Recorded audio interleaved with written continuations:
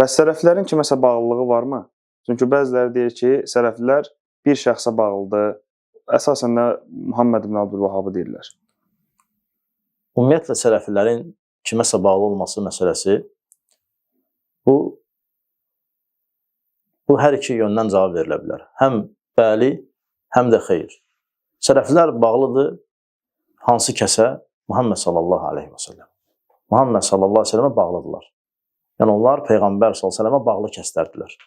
Muhammed sallallahu aleyhi və səlləmin dediyi sözlər onlar üçün əsasdır, onlar üçün məstərdir, onlar üçün qaynaqdır. Belə bağlılıq bəli var. O da Peyğəmbərimiz sallallahu aleyhi və səlləmə. Amma Allah Rasulü sallallahu aleyhi və səlləmdən qıraq heç kimə bağlılıq yoxdur. Nə Əbu Bəkrə, nə Ömərə, nə Umara, nə Osmana, nə Əliyə, nə başqa sahabəyə, Allah onlardan razı olsun hamısından. Nə də ki, hansısa bir alimə, hansısa bir müctəhidə və hansısa bir fikrə.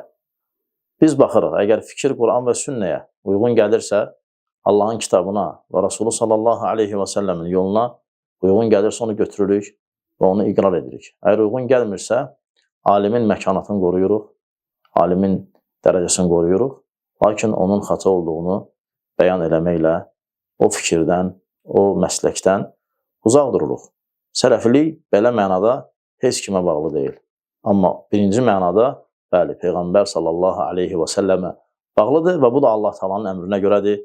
Atiullah və atiur Rasul, Allaha və Rasuluna tabi olun. Başqa ayda vurur ki, ona tabi olun ki, nicat tapasız.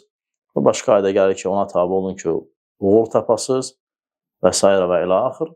Sələfilik şəxs olaraq Muhammed sallallahu aleyhi və səlləmə bağlıdır, bəli.